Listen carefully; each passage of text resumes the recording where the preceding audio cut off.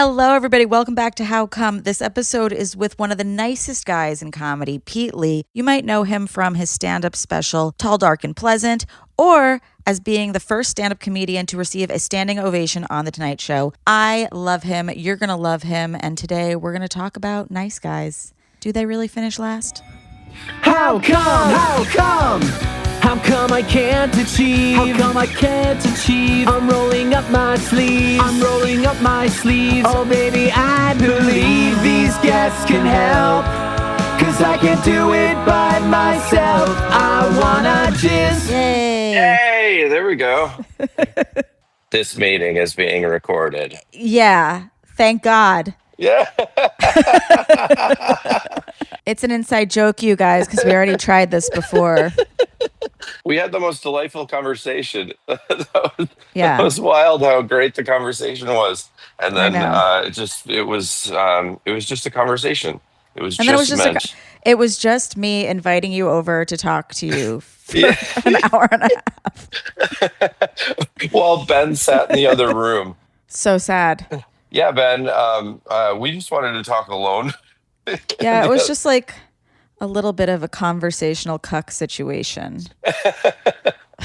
Oh my God, that's great. But anyway, okay, let's start the episode. Yeah, it'll just be natural like last time. Mm-hmm. Welcome, Pete. Welcome. Welcome again. I'm welcomed. Yeah. So last time we tried to record this episode, I was talking about how I've been thinking about the phrase nice guys finished last a lot. Yeah. And it's usually with like a very negative connotation of like, oh, like we're so nice to everybody that like nothing ever works out. Like we come in last. We're not the guys that get chosen or whatever. And I was like, what if it wasn't meant to be negative? And what if it was like nice guys let you come first and then they finish last? Yeah. And then I was like, who's a nice guy I could talk about this with? And like, you're nice and you're from Wisconsin, so I feel like it's in your blood. Pete, what do you think about that quote? Yeah, that's what it should be. Like That's what it should be. That's what it should be. And like, I mean, you always have those like, and I'm like, you always have these sessions. Sometimes you'll have a sesh where, where you're in a long relationship and she's like, can we just hurry up because I want to watch my shows and I want to watch Survivor. And Yeah, that's me. and like it's kind of a sesh because she knows that like you both need to connect. It's never like, oh, he needs it, so I'm going to do it. It's like, we need to connect. I know that we need to connect, but like, this is for that. But then there are so many sessions where, and I call them sessions, but there's so many sessions. I'm noticing that. Yeah. I like, it's like a snowboarding run. It's like getting high, but like you're getting high off of like bodily pheromones and like. Yeah. Which there is the saying that every Chemicals. drug just simulates human connection.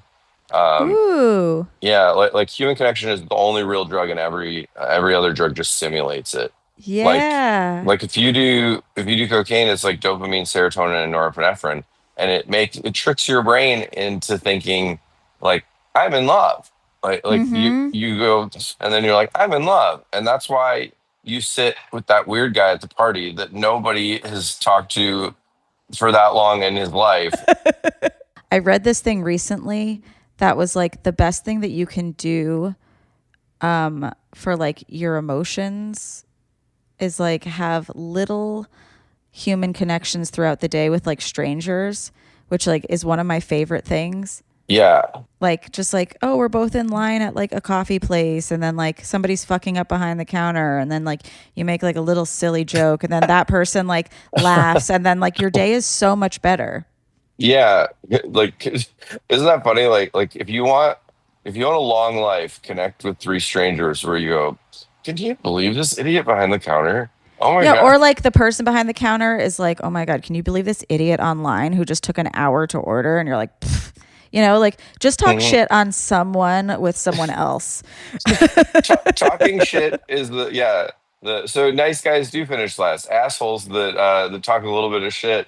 Winning. So that ties into the thing. Love is the only real drug, and every other drug just simulates that. Simulates it, yeah. Simulates it, and yeah, I mean it.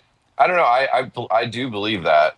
Um, although I don't know. I once took acid at a music festival, and I've never been in love like that. I was gonna say I've never been like so in love that I'm like hallucinating, and then I'm like the walls are soft. Yeah, I've never been in a porta potty while I'm in love and seen a weird stain on the wall and gone, I I think think that's that's Jesus. Jesus. Yeah. So wait, last time we were talking, I just want to jump straight into this Yeah. story because it's so interesting. The first time that you ever came is hmm one of my favorite ones. Can you retell it? Yeah. So it was my friend's ex-girlfriend that, he and I have now talked about it. So like bros before hoes. Like this was like her and I always hung out. Like Unless you've never come before, then I had never come before. I yeah, like look at my hands are up. I'm like I had never come before. I didn't know. I'd never made out with her before. I'd never anything like, and it was yeah, pretty common that I'd never gone over to her house just to watch a movie. But like I had watched movies over at her house where like everybody leaves and then I'm still there, kind of a thing. But I specifically drove over there in my mom's Dodge Omni, and in a snowstorm. I didn't even add that to it. Like to get to my first orgasm, I drove through like a foot of snow. so you knew it was going to happen. No, I had Oh, no idea. But like now that I think about it, it was a bit but of an something in your odyssey. balls was like, get in the car. Get in the two-wheel drive, Yeah. 25-pound Dodge Omni and go Throw to her yourself in place. the snow. Some other white stuff is about to go down. And yeah, and like so like her parents were pretty wealthy. Like they owned one of the big companies in my hometown, and so she had this like pillow pit, like grotto movie area in the basement. Like not only like super comfortable and pillowy, but so deep in the basement that like her whole family was home and they wouldn't have been able to hear us. Yeah. And like we're secluded, Yeah. and we start watching the movie Aladdin.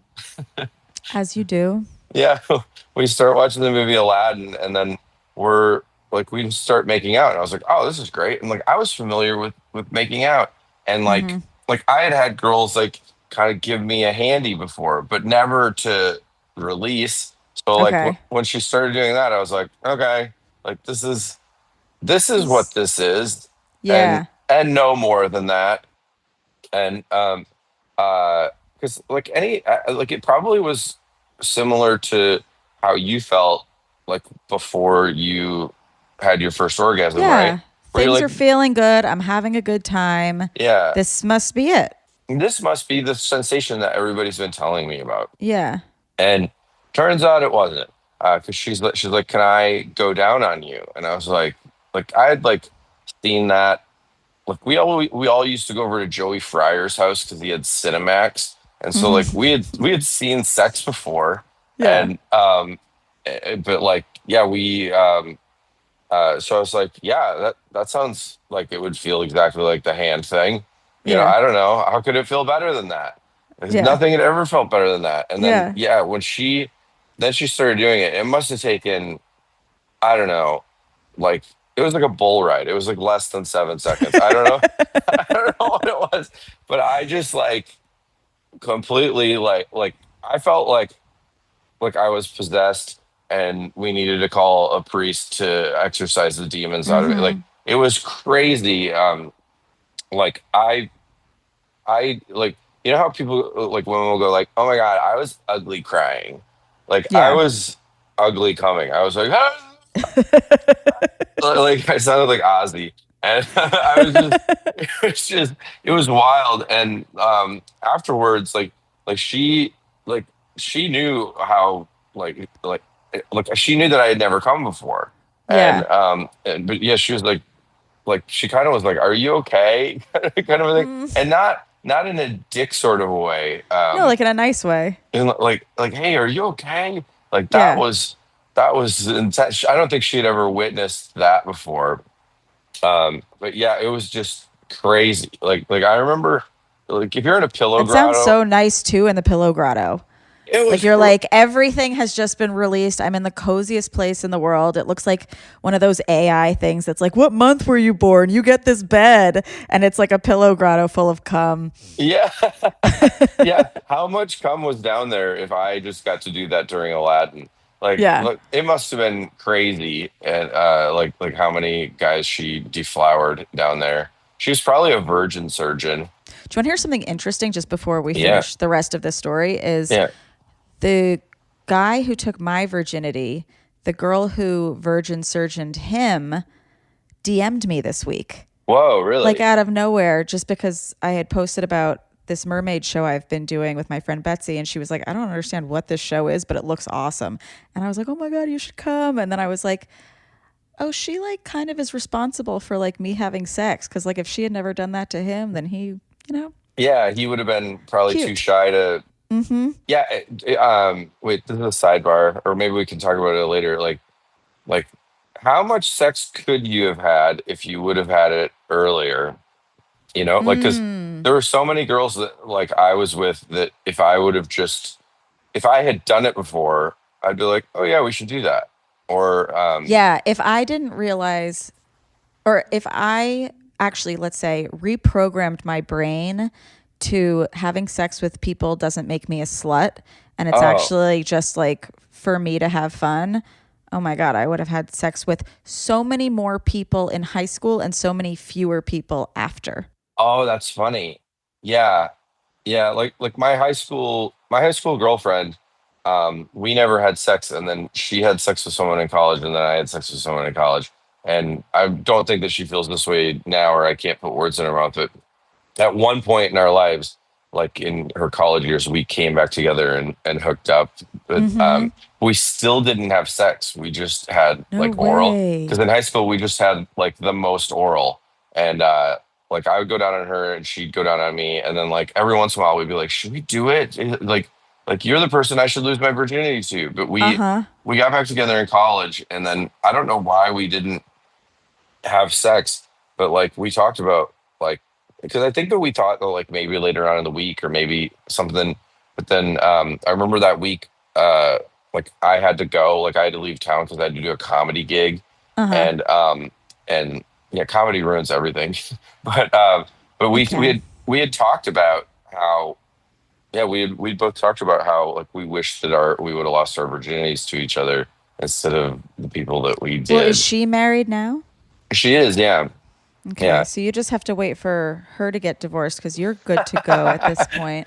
she has a really good marriage. She's like a long, good marriage and a kid, and like, Okay, well then we um, we hope that they stay together. And you know what? Maybe you guys just weren't meant to have sex. yeah, You I could think just that, do other stuff.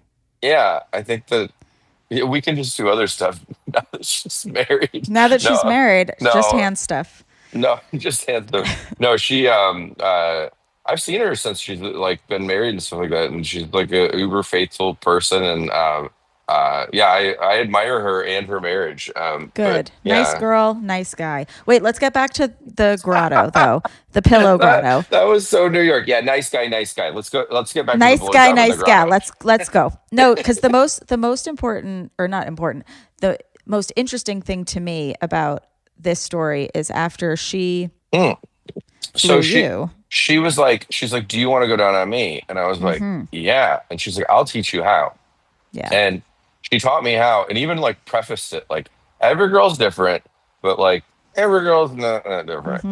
Like every girl's different, but nah, and she taught me like she taught me like how like I don't know, it's like a 80s female comedian thing, like he can't find the clit. Meh. hmm And I always find that hilarious. Like how does the guy not know where the clit is? Same. Like, it's pretty damn obvious. Like No, the literally, when How Come started, people were like, okay, well, first you have to find the clit. And then I was just like, well, there it is. Like, that doesn't seem to be the problem. It's like, what do you do with it once you get there? yeah, Do you acknowledge that it's important or do you just pretend? I just don't understand those jokes. Like he can't find the clit.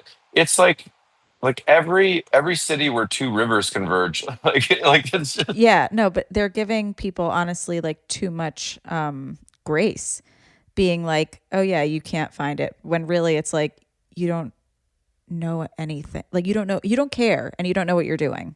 Yeah, you don't know what you're doing either. It's like that girl that brunched you over here, like, oh my God, I've been with Kevin for over 7 years and he's never made me come. And it's like, well, you should talk to him. Yeah. You don't feel comfortable talking to Kevin. He's Yeah. not somebody that you should have sex with because you can't go, hey, could you touch me there where everybody knows that? Yeah. Like, or yeah, I don't know. But so how was like her instruction with, like, was it like a whiteboard and then like, It was a okay, PDF. now just go, or was it like coaching throughout the act? It was like coaching with words, and I would say that on her end, it was almost like um masturbation if you had a person do it. You know, like because she was essentially doing it to herself by telling me what to do. So it probably took She's like squeezing your ear to like up the vibration. Yeah. That's so funny. I'm like an AI bot, that like one of those sex bots. But yeah, she was like, she bops you on the head. She's like,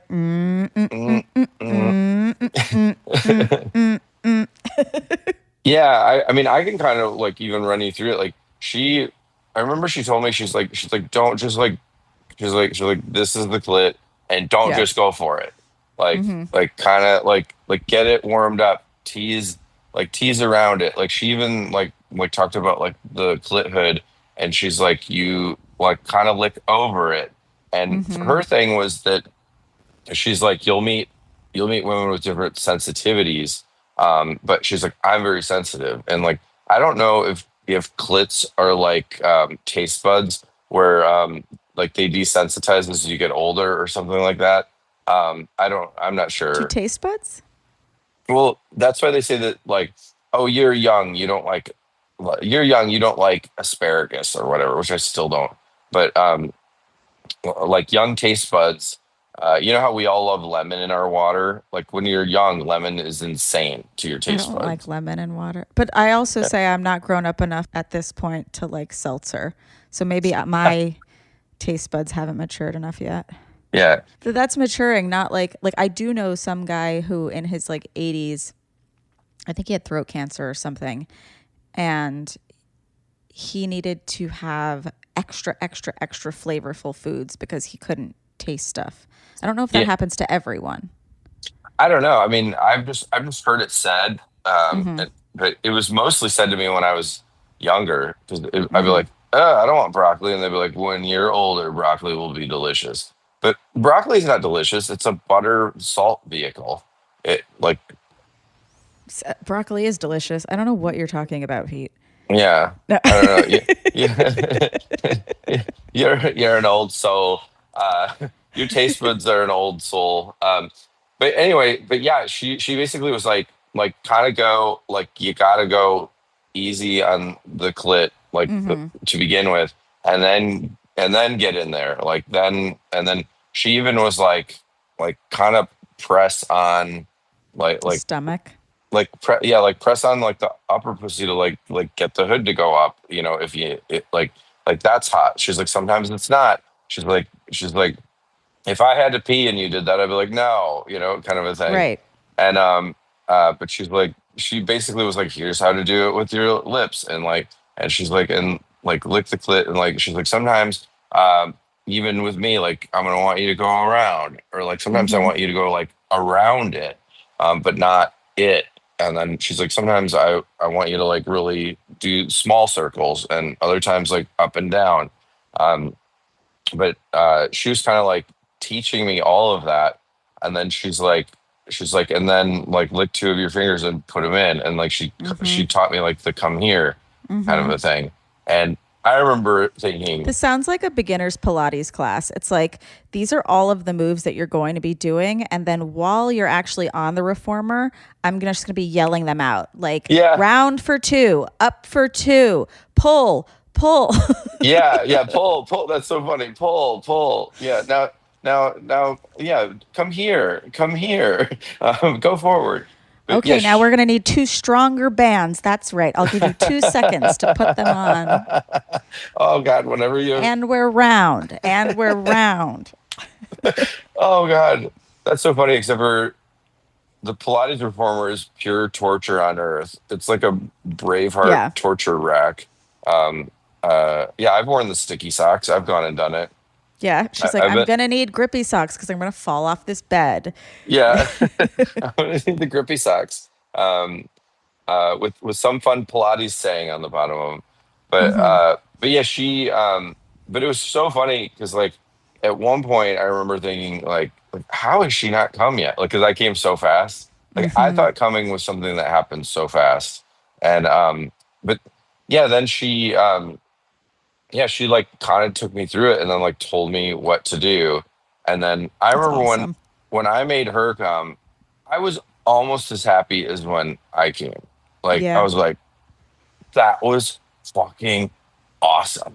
Yeah. And and then like also like the feeling of like just how her vagina felt like Contracting and contracting and then like getting engorged and like softer and harder at the same time and then like squeezing my fingers until I thought they were gonna break. I was like, whoa, that's amazing. And crazy. then there's always a moment, and I'm sure that this is like, I don't know, uh, like been discussed, but there's always a moment when you go down on a woman right before she comes where you might die because she like suffocates you by she like arches her back so hard that you're like, wait, no, but you know that you have to keep going right at that moment and just hold your breath, like you were surfing, like you were surfing at Pipeline and the wave pushed you underwater and you know that it's going to roll by, but like for the next 30 seconds you don't get breath, and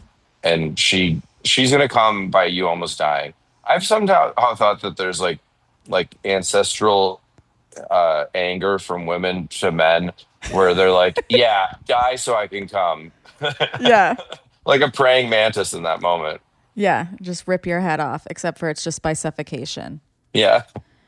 which some have said they would be happy to die that way. That wouldn't be a bad way to die. It wouldn't be a bad way to die. I mean, I am a You don't people want pleaser. it to happen. Also, then like it's not great for the person that you're just like, hello? Oh, yeah. Okay. Like, so, oh my God, like tell me about the orgasm. Yeah, well, so it was crazy because like I came and then like a bunch of guys came in the room. They were paramedics and the coroner. Oh yeah. And so it was like an orgy, but just with like a gurney. Yeah, and like it was two bodies at first, and then like one of the bodies just like went limp, but then like the other one went limp for like a different reason. It was just like Yeah. it's crazy. Yeah. But then his body got hard. It was rigor Yeah. mortis. Yeah. But yeah, so I think that story is so, first of all, like amazing, but also very explanatory about why you are so giving, because I think a lot of people, the first time that they are trying to give someone an orgasm, like no matter like what equipment you're working with, you're just kind of like unsure of yourself and like you feel very like vulnerable. And like she just sounded very like understanding and like nice and like made you come first and then like taught you everything. And then you were like, I can go forward into the world and like pay it forward.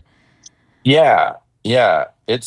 I mean, and like my next relationship with my high school girlfriend, like You were going down on each other all the time. you were, and like the reason was that, her parents basically scared the death out of her about like teenage pregnancy.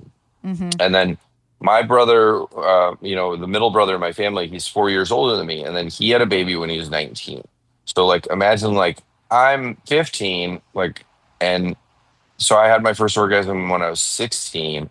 And then I'm in this like highly sexual relationship with my high school girlfriend, but we weren't having sex because I'm like, my brother just had a kid at 19, like way too young. Yeah. And I don't want us to have a kid.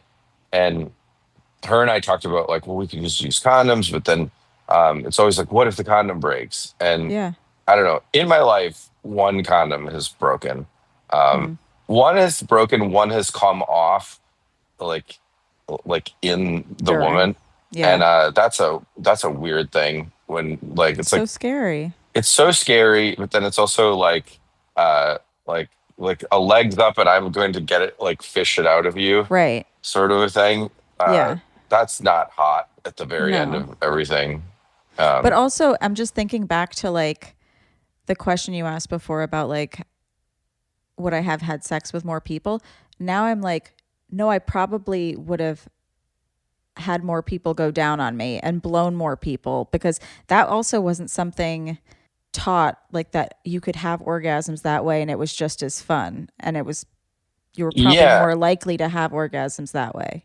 yeah, and like I don't know, not everyone that you hook up with do you want to hook up in, like do you want to have full sex with, like I don't know. um since being single and stuff like that, like there's, I don't know, like I had one of the best hookups of my life, like ever, that was just oral, Yeah. this woman and I, like the most insane connection. And yeah, it was I don't know, like Esther Perel says in, in her books, like please know that sex doesn't just have to be penetration. No. And I think so many people categorically, especially guys, are like, did you get it in? You didn't get Yeah. it in. And it's like, well, in where? I don't know. Like I had a hookup. I had a hookup the last time I was single, where the gal just gave me a hand job, and I remember like when right before it was about to happen, like I was like like a hand job, and then when it happened, I was like, that was awesome. Like it And was, thank you. yeah. Like in my head, I was like, I love Norm Macdonald says that sometimes the best joke, or he said he's dead. He's dead. I have news. Yeah. He said that sometimes the best joke is when you can just repeat the same phrase twice. And like I Yeah. remember, um, I remember like when this girl, like gal, woman. I always call women girl. Like when this girl, and I'm like, but she's a full fledged I woman. know.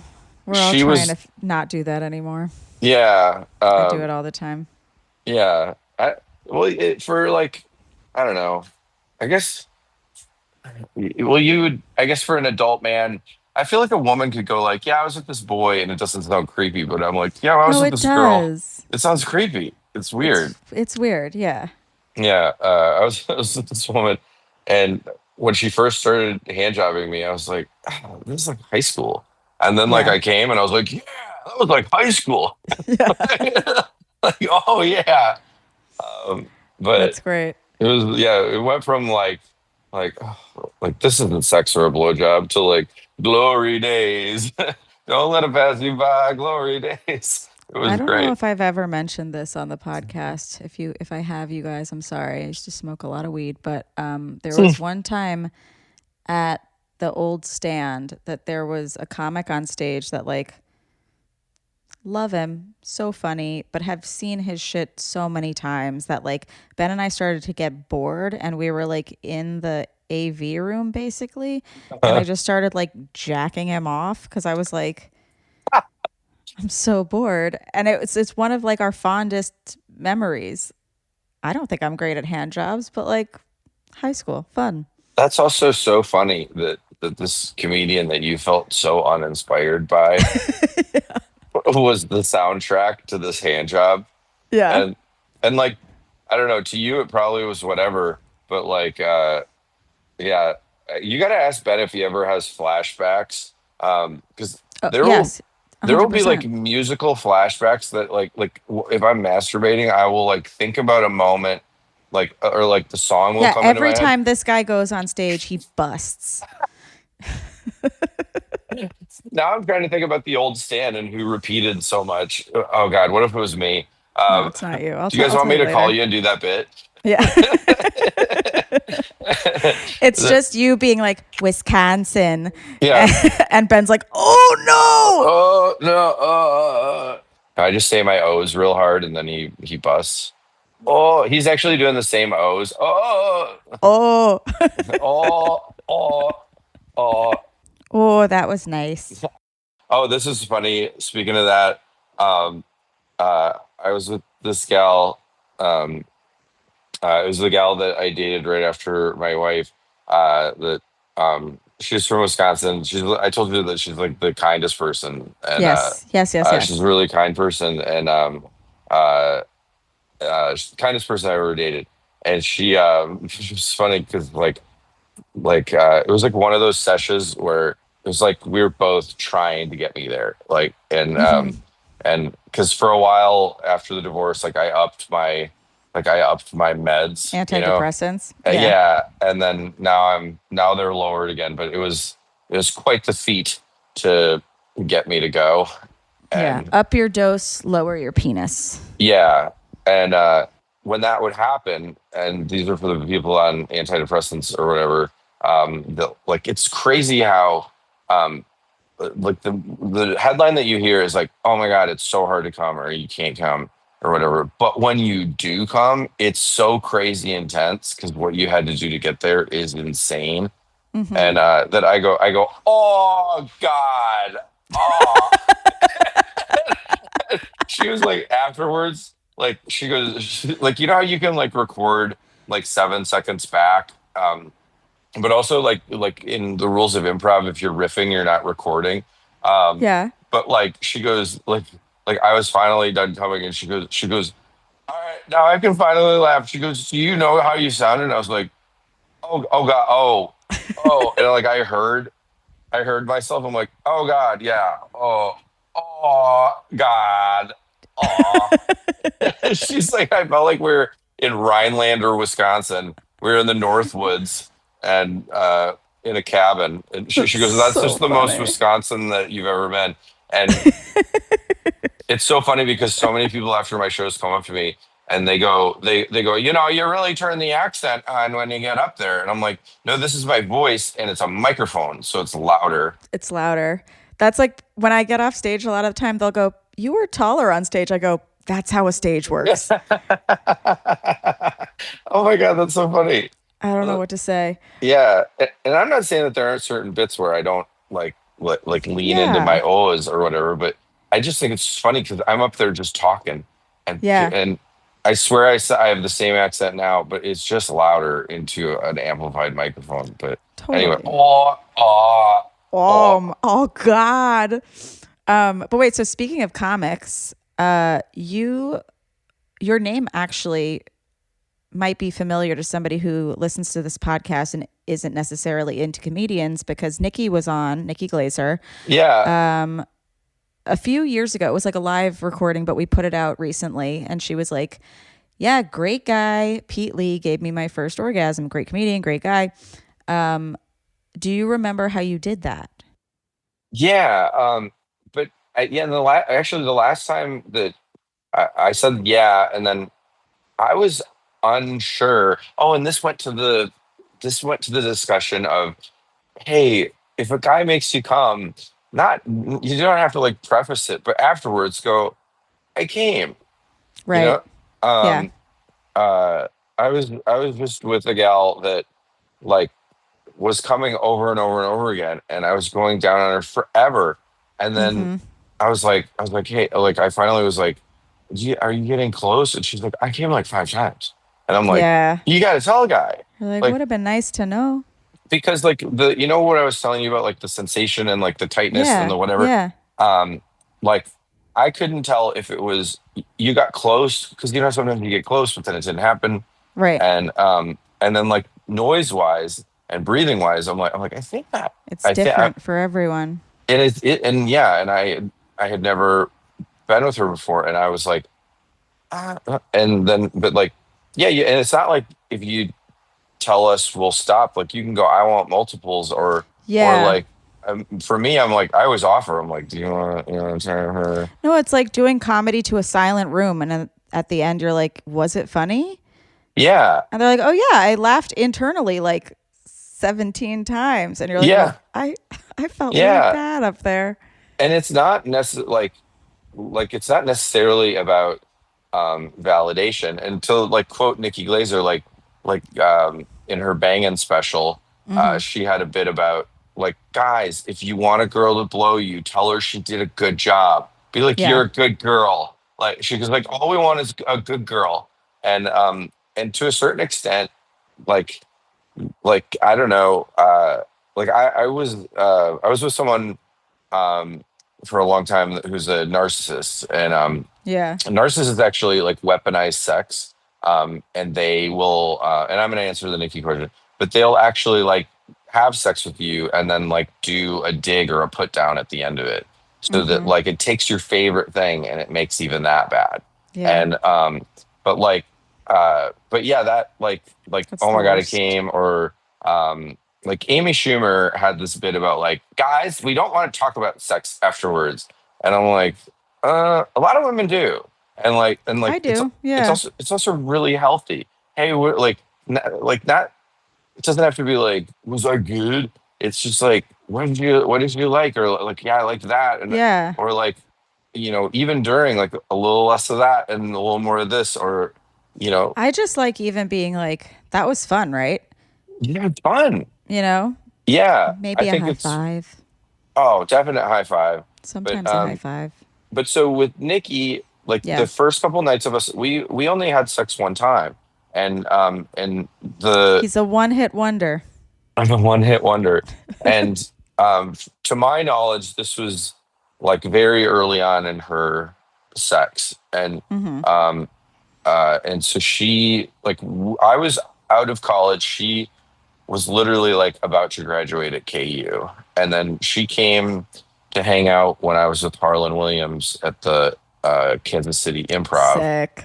And yeah, I remember her walking into the green room, and I was like, oh fuck. Like I knew, like I didn't just think like I'm gonna hook up with her. I'm like, she's going to be a part of my life. And it was like one of those moments. And now I couldn't have even imagined like what she would be in my life. Like she's like a family member to me. Yeah. I love her so much. But yeah, she, like we went out and got drunk because that was back when Nikki was drinking. And by the way, you think you love Nikki now? Oh, I'm so happy I got to have time. Like at least those 4 days that we knew each other where we got fucking hammered. It was so fun. Yeah. Drinking Nikki was so fun. And then like it was like, well, she's not going to drive back to her college place, so she just stayed with me in my hotel, and like we had like sleepovers every night, and it was like make out sleepovers, and like I don't know, like I think the first night like we kissed, and then we just like snuggled and went to bed, and then we woke up Cute. the next day, and do you remember the song, you had a bad day? Yep. Daniel Powder. Yeah. I remember the hotel maid like just came into the room at like 8 a.m. and I go, what the fuck? Get out. And like, cause I had the do not disturb on, and and Nikki rolls over and goes, you had a bad day. And she goes, that lady like for the rest of the day is gonna be listening to Daniel Powder, like, you had Yeah. a bad day. So there Doing were, like the Charlie Brown sulk, yeah. just walking around the hotel. And like I do think that when you like, because I'm pretty sure Nikki was like in her underwear, and I was like in my underwear in bed, and like covers may have been wherever, but it was just like the waking up to a stranger in your room, like what the fuck, get out. Yeah. But her and I remember for like months we laughed at like, you had a bad day, but Yeah. but that night, or like I think it was, yeah, like that night I remember like I fingered her, and I think that might have been the first time she came then. But Wow. it was like, um, I remember the sesh being real good, but she didn't like, she didn't tell me like, oh my God, I came, but I remember her being like, that was, But how would she know? Well, I guess yeah, you know, but yeah, I guess she hadn't before. but like that was insane kind of a thing. Yeah. And uh and then yeah, like like I remember the whole time like she wasn't doing anything like to me. Like she grabbed my dick a few times, or like touched it, but like it was like she's not like, I wasn't getting off. Tapped on it, tried to talk into it. Yeah. But like the oddest thing, and like maybe this is revisionist history, but like I didn't care. Like I was like, and it truly was like, I'm like, who the fuck is this person? You know, like I Yeah. was so happy to be with her. We were having so much fun. We were like crying, laughing until we went to sleep. And then I had to go do this university in Iowa at the very end of it. And it was kind of like, well, like, I guess that's it. And then, but I was flying in and out of Kansas City Airport. But I had to like drive to Iowa, do this college, and then like in the middle of the night drive back. So like I was coming back at like 4 a.m. to pretty much like sleep in my car to go to the airport and fly out at like 7 a.m. And she sent me this text, like we both had like flip phones. Yeah. And like she sent me this text that must have taken her an hour, but she's like, if you come back, I will fuck you.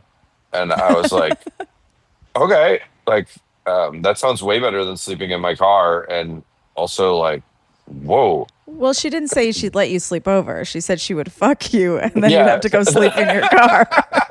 Yeah, that was pretty presumptuous of me. Yeah. But yeah, I remember. Yeah, I remember a couple things about that. I got there, it was raining, and she like kissed me in the rain. And then also like at the time, I don't know if this is still true, but she had like really curly natural hair. Like her hair was like not straightened. And I was like, oh my fucking God, she's so beautiful. And Yeah. then and then we like now in hindsight knowing like how new like sex was to her, Yeah. she just like took off all her clothes, and I remember going, holy shit, she's the most beautiful woman I've ever seen. Like Jesus. And it was wild. And then like before I think it was kind of like, well, let's have sex, you know, like because I think early on in sex you're kind of That's like, what I would do. I would well, just be like, okay, let's. let's It's start. almost like if you don't start, it's never going to happen. So let's just begin. Yeah, but then I remember thinking like, no, like I want to go down on you, like because in my head, like no, you come first, you know, like because I don't know I if there. finished last. Yeah, I finished last, and like I don't like. It's kind of the like going down on a woman first is kind of the mentality of like we haven't had sex before. I don't know if you come during sex, and then like there's also kind of a thing, and I don't know what it is mentally with women, but sometimes if you have sex and then the guy comes and then you go down on her, she's like no, I don't need anything, Yeah. and you're like, no, you do. And Yeah. um I still do that. And I yeah, don't know where it comes from. I guess I'm just kind of like, I think it's like we just presume like you're done. Like, don't pretend that you're still into this, which yeah. is a stupid thing to say or think, but that's just, it's programmed into my brain. But doesn't that make sense though, that like you would want the guy to go down on you while he's still horny? Like that would be more like the electricity of Yes. everything would be Yeah. better during Yeah. that. And it's more believable to me that Yeah. like you're having a good time instead of like, I know that you've just like come and you're probably tired and like all the tropes of like, once I bust, I like turn over and I need to go to sleep. Like, I'm like, I don't want to like lazy shit. Like, Yeah. Yeah, that makes so. Oh wait, you know a point that you made the last time that you said something the last time about that gal in high school, that maybe I like going down on women because I was taught how. yeah, I Like said that this time too. you said it Pete. You're too. drunk. No, I'm not drunk. No, I'm just kidding. I'm drinking coffee. No, I'm just kidding. Usually I'm not drunk. usually in a day, if you say I'm drunk, there's a good chance at that being correct. But yeah, but all right. So yeah, shut up. Anyway, by the way, that's one of my favorite things to say because I'm so polite. No, shut up. But Me too. I've had I mean, people not that I'm so polite, but I say shut up all the time, especially to my brother-in-law. oh God. But like it's like the most endearing thing I can say because it means I'm comfortable enough with you to just be like, "Oh, shut up." Yeah. Oh, I think it's such a funny sentence. And recently, it was actually a gal that I was like kind of out on a date with that I go, "Ah, shut up." And she's like, wait, are you like secretly like an abusive guy? And I go, oh my God, no, I'm funny. Like I think that's the funniest thing you can say. Do you know what is abusive? Is shh. Like my sister and I get really mad at like if you shush us. But then the other day she said shut up to her husband and she was like, look at me. I'm just like Remy. Shut up. Shut up. Yeah, shut up. Yeah. I If don't you say it in a mean, serious way, like also not nice, but like I don't know that I'm sure that I have said it like because there are those times. The only time that I would ever say it in an argument would be, "Hey, I know you love me, and you're going down a road where you're about to say something you can't take back," and I'd go, "Shut up! Like, shut up! Like, like you love sip me, it. yeah, Yeah. you love me. I'm there's someone that loves you. You know, like Just so don't. Don't say it. we got to set a timer and talk in an hour. You Yeah, know, yeah, yeah. that sort of shut up. That's the only time that I would be like, just I don't know. But yeah, There is one time I angrily said shut up to Ben, but it hmm was one of those moments where he always likes to like just like hash it out like immediately, whereas like, I like need to process. yeah, And so he's bringing up like what I did wrong or what he's trying to like excuse himself for what he did wrong or whatever. And we're in the middle of a Walgreens and I'm just like, shut up. Like just shut up. We'll work on this in the car when we're not like yeah. in like a very well lit aisle in front of other people. You're in the baby formula Similac aisle, and, and you're like, shut up. Oh, that's funny. Shut up. Shut up. But yes, I do still think that you enjoy going it down on people and that you are very giving in bed because you were taught very nicely. I was taught very nicely, and yeah, and I had. Yeah, you did say that during this episode that, but like I really hold on. Um, Where'd he go?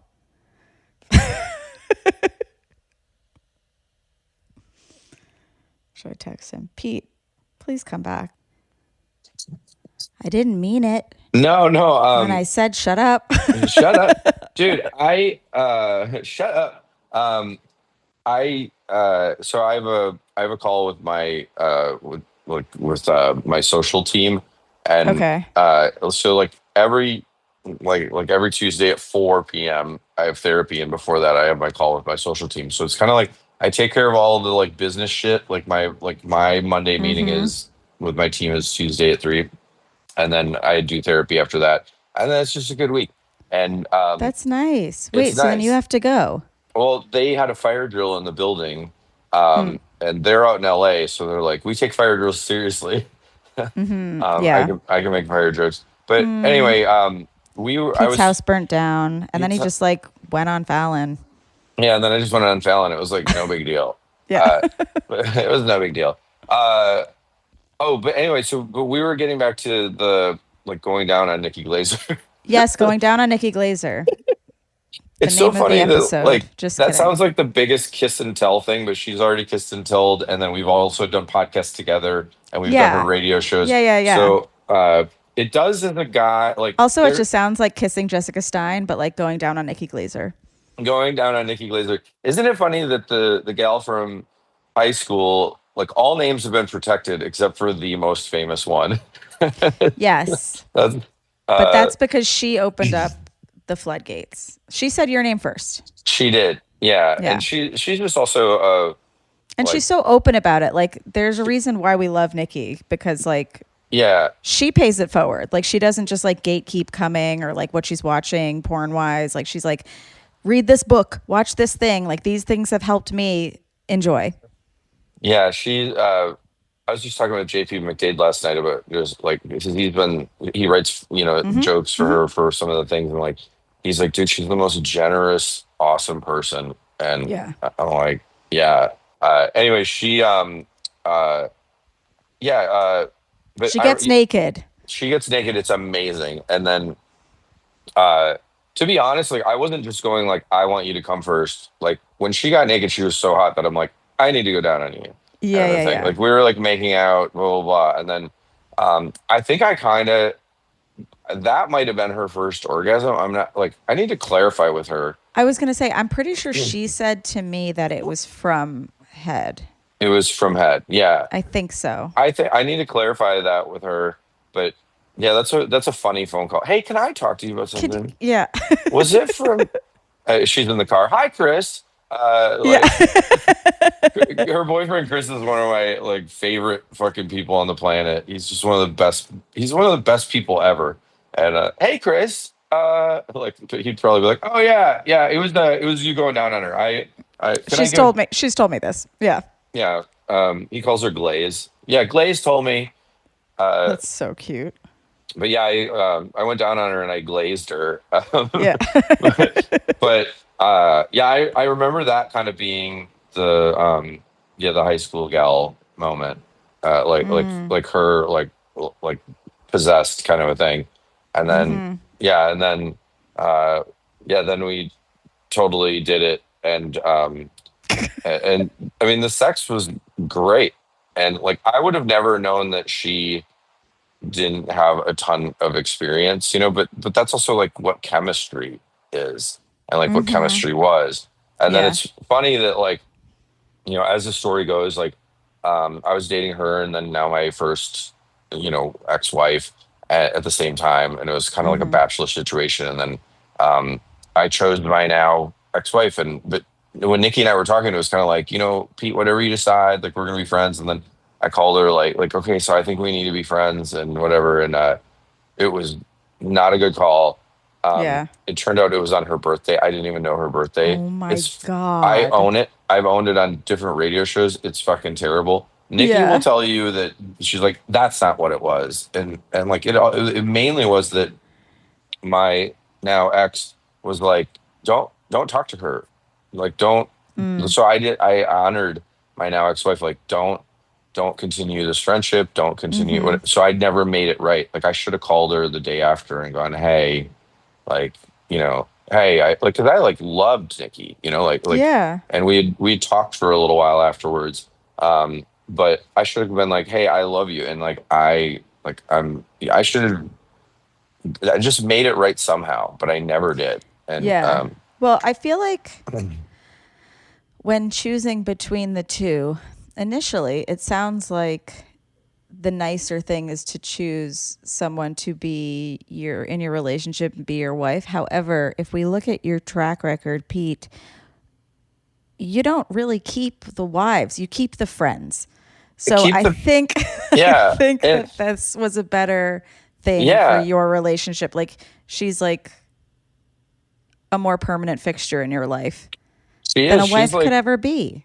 Yeah, she's one of my longest relationships and friendship. And like it was funny because after my first wife, her and I were kind of like doing a like will we, won't we, Sam and Diane from Cheers. And we were hanging out a lot. And what we were doing was becoming best friends. And like we were hanging out a bunch. And like it was wild because like there was a night where I got like the best room at the Roosevelt and I had like a fireplace and it was awesome.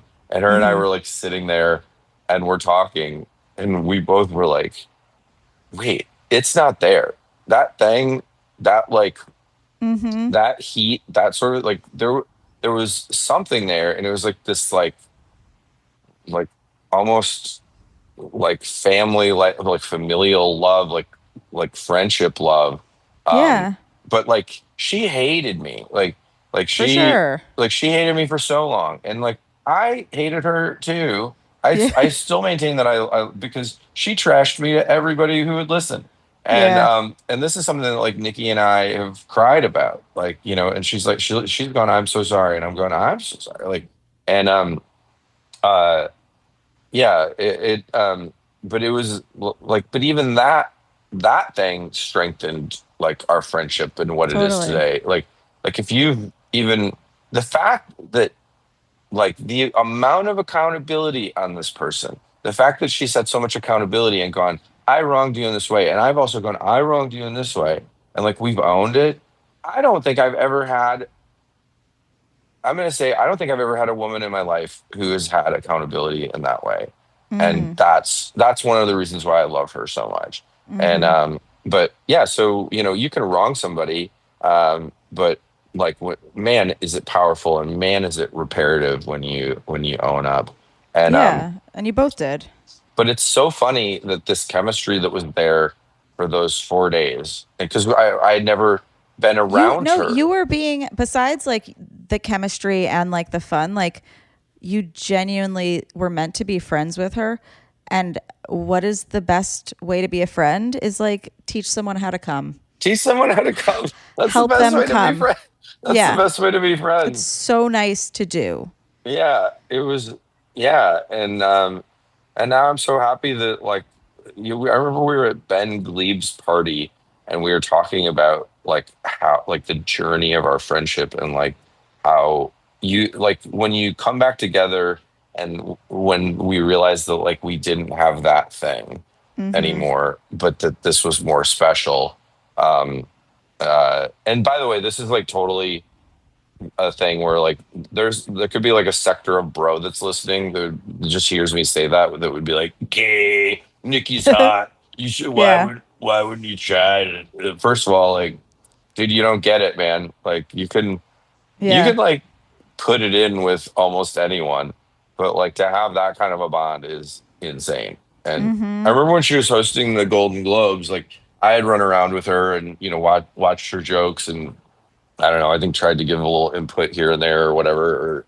Or she always asked me for input, which that's an honor.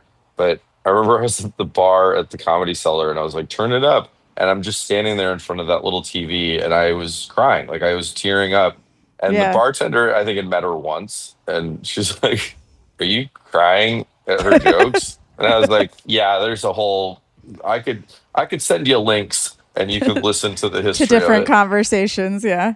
But yeah, I don't know. And there That's probably so are nice. people that are listening to this that are going, you talked about like how sexist she was. You talk about how much you love her. Like You're in love. I don't believe that you're not in love with her. Like Yeah. I love the shit out of her. But I'm telling you, it's a different level. It's a different thing. Like, and I don't even talk to Nikki that much. But when we do get together, it's like it's a thing. And like and those are my favorite friendships, the ones that I like never talk to, but when you are together, it's like nothing has ever happened. And also they made me come once.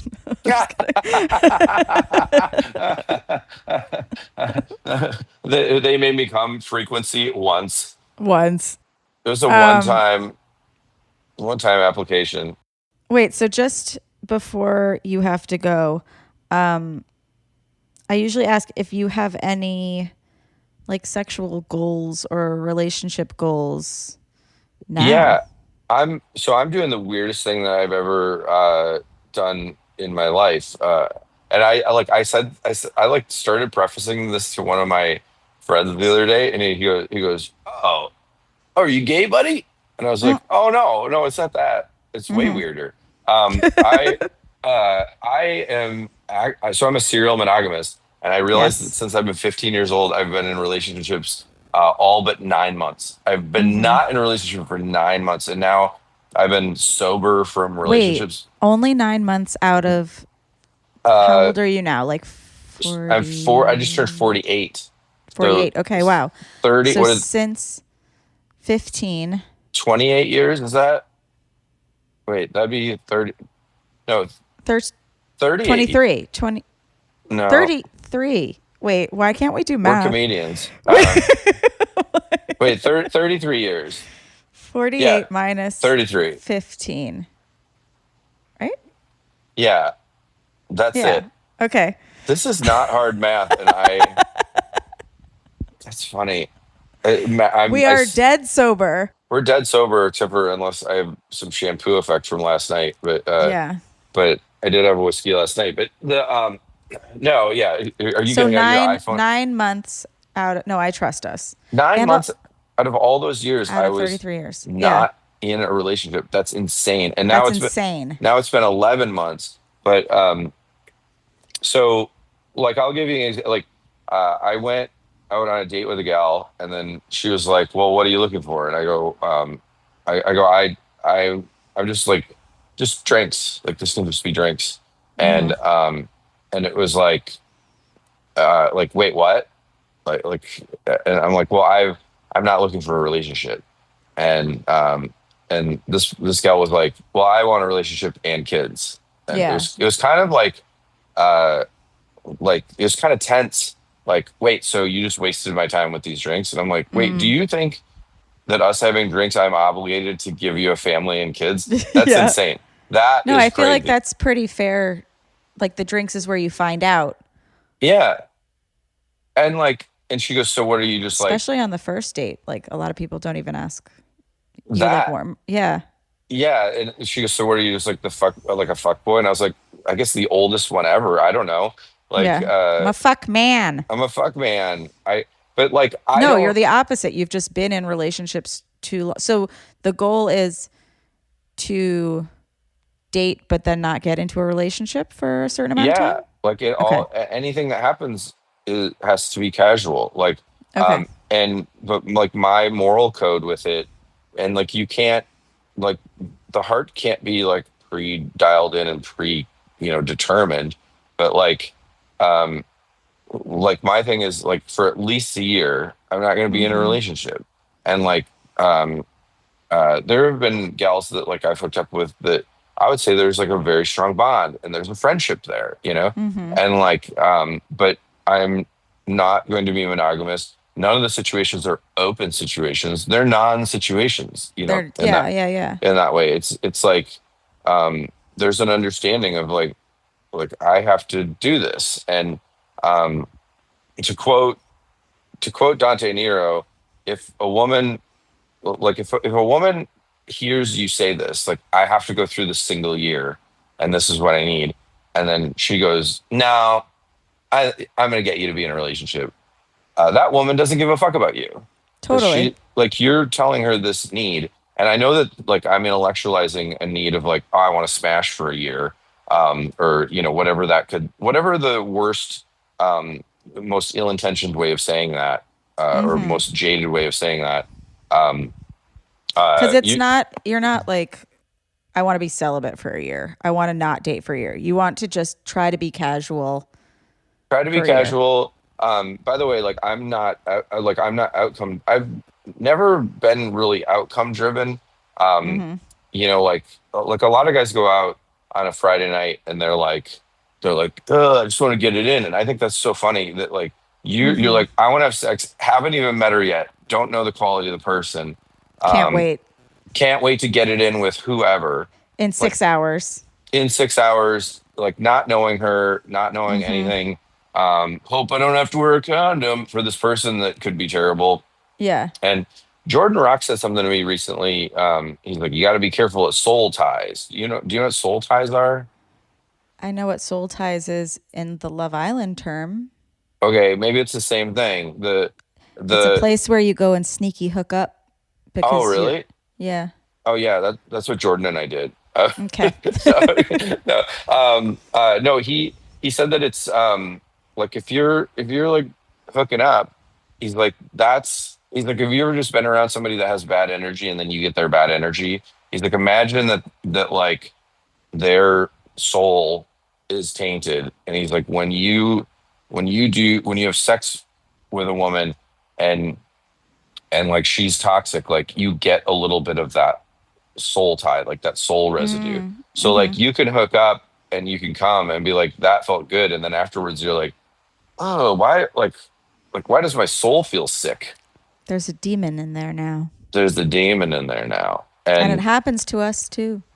mhm, Yeah. it happens both ways. It You get happens to everyone. you If get they're this. if someone has toxic energy, yeah, of course it's gonna like rub off. It's going to rub off, and then he's like, but you got to be careful, because some toxic people are very seductive, and some toxic women, that's why they're going to hook up with you when you've never met them, and 6 hours later, like and so he's like, I always say like, oh, that person's that gold, they're fool's gold, and but he's like, you got it. He's like, you're 48 and you're going through this period of time, and you have to watch out for soul ties. And I was like, oh wow. And I do think that that's real. But I've had a few times lately where there's been like a hookup on the table, and there's been a hookup on the table, like we're back at the hotel room, and then it's like, you know what, vibes are not good,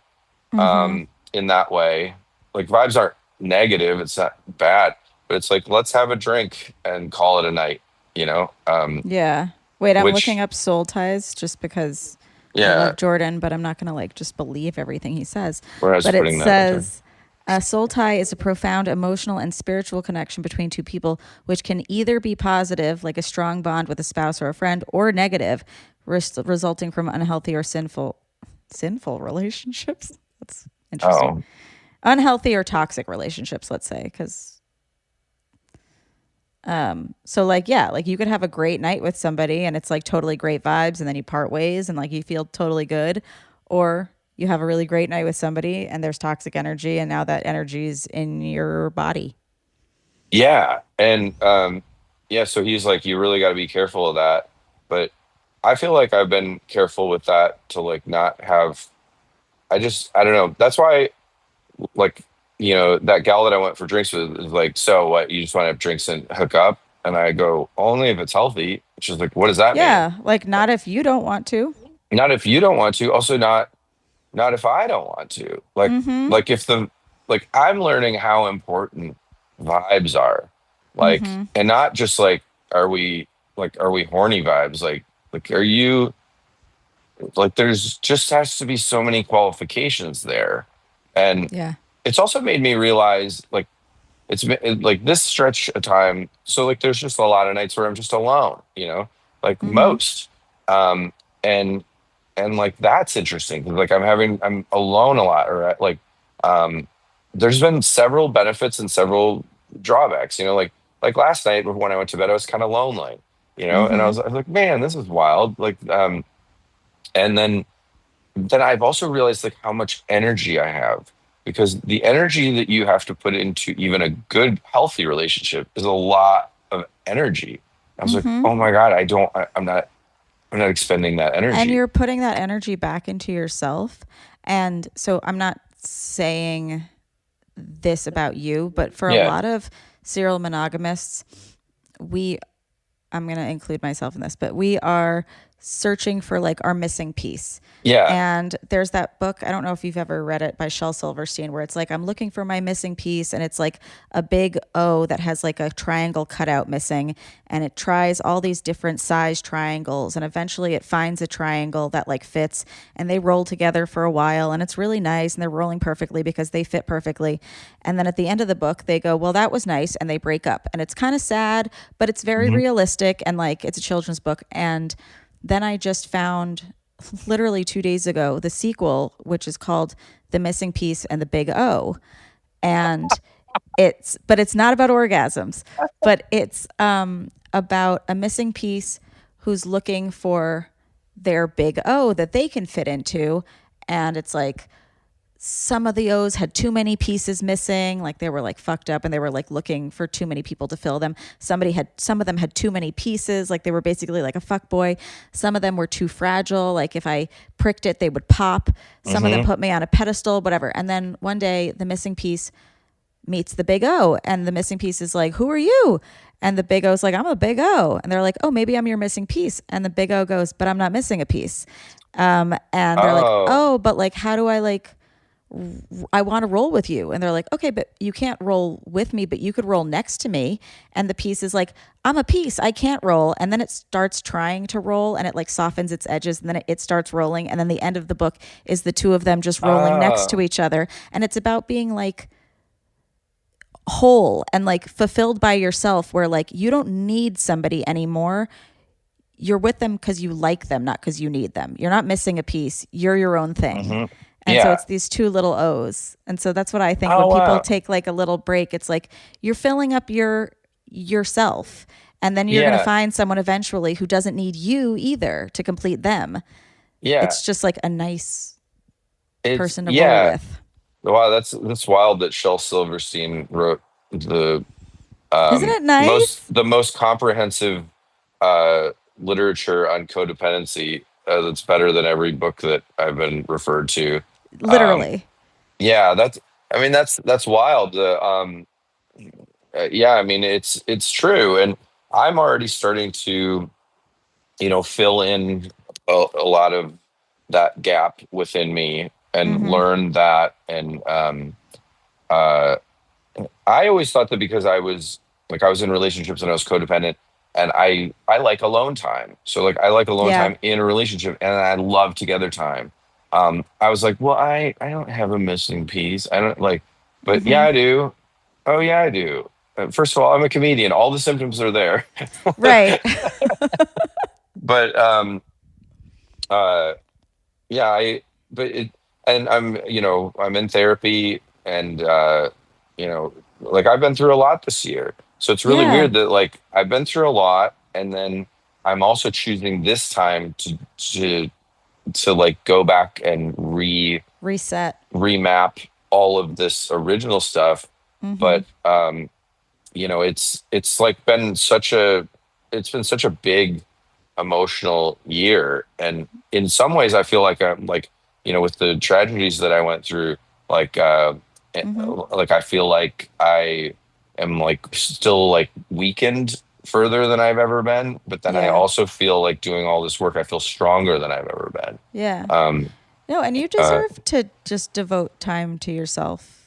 yeah, and it's wild that like I've had some really healthy hookups, and like really healthy, Great. really respectful, um, uh, like adult hookups.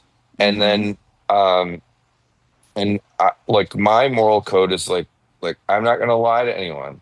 I'm not going Yeah. to mislead anyone. I'm not going to like and it's not to say that like even with that code or that goal that um feelings couldn't Get like hurt. chain or get Yeah. hurt my Yeah. end, or Yeah. a gal's end, but like the goal is to say it up front and to go, no, I'm really doing this, and Mm-hmm. like this is what's happening. And um there's this quote from I Love Hamilton, and the king, Me too. when he finds out that John Adams has John John, Adams. yeah, I know I know him. him.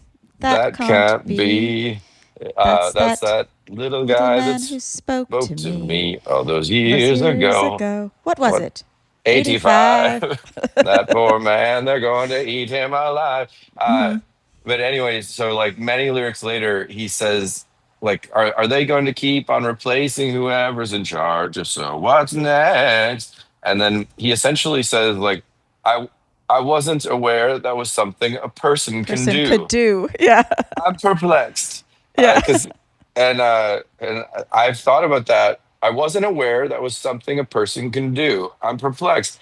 And I I can't believe that in my I'm life perplexed. I'm perplexed.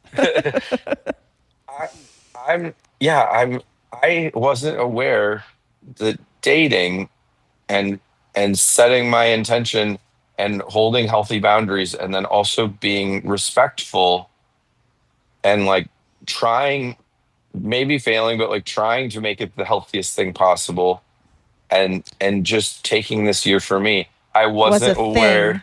I wasn't aware this was something a person could do. Yeah. And I'm like, oh my God, I'm 48. I Yeah. could have I could have been 23 and doing this. Like that question that we Yeah. said of like do you wish that you would have known about sex earlier so you could have more sex? Mm-hmm. Like I wish I would have known that I didn't have to be in a relationship Yeah. earlier on in my life. Like No, the thing that people hate the most is just the dishonesty of being like either like the promise of a relationship or whatever. If somebody is dating multiple people and they say I'm only dating you, but like if somebody's upfront and you're like, no, like I'm kind of like in a space where I'm not looking for a relationship, then like yeah, that's where those honest relationships could grow. And if the other person's not being like, well, I'm gonna trap you into a relationship, but I had one of those that was like, and it was like it was really funny because a comic that I was with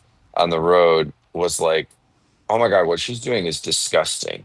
And like this guy was like texting me and like trying to connect with me more than, it was like more text in a day than like both of my wives had ever sent me. yeah, yeah, And yeah. I was like, I don't want a relationship. And then this was just being like, like really hardcore, like foursome. And I was like, at a certain point, I was like, just, like kind of gray rocking or not really responding, like just giving kind Yeah. of muted responses to go like, man, I'm a respectful person and I respect you, but also this is like, it's like almost feels like You're assault. passing the boundary of what Yeah, was like set the comic that I was with goes, man, this is like sexual assault, but with like a relationship. Like you told her you don't want a with relationship, emotions. and then Yeah. she's like she's going, no, we are in a relationship, and it's like very forceful, and you're holding boundaries and going, no, that's not what I want, and then she's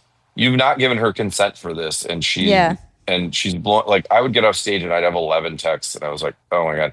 So I finally just respectfully said, hey, I told you I don't want a Thought I relationship. was pretty clear. Yeah. I thought it was pretty clear, and I don't want, like, it already starts to feel like it was already starting to feel like I was hurting her feelings because she'd be like, "You're not texting me back," and I'm starting to feel hurt, and I was like, "Well, I'm not going to text you more to protect your feelings. I'm actually going to say like, well, this needs to be done because I was explicit, and then now, um, like the boundaries are not being respected." And to quote Dante Nero about any girl that you tell her what you really need and then she doesn't respect that, that bitch doesn't give a fuck about you. Right. And what I was going to say about what he said too is that the people who do respect it, and then maybe let's say in a year's time, you're like, I need another year, other year, whatever. Maybe. Eventually, maybe someday when you are ready, that person who has respected your boundaries, maybe they do come back into your life. And then like you'll be like, that was so nice of you. And now we can actually have a relationship. But like it's not necessary. It's not a promise. Like this is your you time. As long as you're open and honest, which it sounds like you're being, like, Yeah. I respect the hell out of that. I gotta also say that like the amount of, like I talked about like disrespecting boundaries, like the amount of respect that I've been shown, like I can think of one gal in particular, like the amount of care and respect that she has shown to that boundary is like, that also taught me a lot. Like, whoa, like that's actually, and that's not like manipulation. That's like very caring, Yeah. And that's like on the most casual level, of going, no, Pete, like this is important for you, dude. Like, Yeah. you got to do this. Like almost like caring with wisdom. And Yeah. that to me, like, it's made me realize, like, I think the only relationships I've ever been in kind of were with women that were like, no, this is what I want. And like, and it's also taught me a really important thing, that like my needs are important. Right. Like you were being nice to these people, but you weren't necessarily being nice to yourself. And in the end, that's nice to nobody because you're doing shit that you didn't want to do. Yeah. And Yeah. like, I mean, and I did want to be like, I'm also realizing like how, like through dating a lot, I am also realizing how special the women that I've been with have been. Because like, have you ever like had a hookup with bad soul ties? It's bad this, it's bad that, and then it's made me look back and go, oh my god, yeah, like the two women that I married, like they were very special in a lot of ways, and like and yeah, that's how it got there, and Yeah. it's made me appreciate that, but then it's also made me realize like, and who knows, maybe those relationships would have been different had I not just abandoned everything that I need and thought that that's what a relationship was. Totally. But like I didn't even know that I could go, yeah, I really need this, and the other person would go, yeah, of course you need things. It's never too late for now. Yeah, exactly. Pete, I'm so happy we got to do this again. I hope that I pressed record. LOL. Where can everybody find you? Where are you performing? All that stuff. Go to my website, jerryseinfeld.com. Go to my, no, you can go to my website and get all my tour dates at petelee.net. You can buy merch at petelee.net. You can buy merch at snugglestorm.com. Great. You can please really all that matters is your social media score. So follow me on Instagram and TikTok at Peatly. I won't give my Twitter handle because I don't care. Right. But yeah, please, yeah, if you follow Remy, follow me. Yeah. I'm a delight. If you don't follow me, follow Pete, but then follow me. You can follow me at Remy Casimir. You can follow the podcast at How Come Podcast. You can watch this with video, patreon.com/howcome. And yeah, Pete, I have to ask you one more question. I have to ask after a sexual experience, and this has been, Pete Lee, did you finish? Yes, I finished. Okay, great. Thank you so much for coming. Oh, that's so funny. I thank you so much. I finished too. You guys, thanks for listening, and we will see you next time. I did. Thank you for asking. Wow, he really he walks the talk whatever. Anyway, thanks for listening, you guys, and we'll see you next time on How Come. Bye. Bye. It's not you, it's me. I try so hard to finish honestly. They say you'll know when you go all the way from A right down to O. Oh no, I think that I still got a ways to go. Oh, I'm sick of this and I have got to know. How come? How come? How come I can't achieve? How come I can't achieve? I'm rolling up my sleeves. I'm rolling up my sleeves. Oh baby, I believe these guests can help. 'Cause I can't do it by myself. I wanna just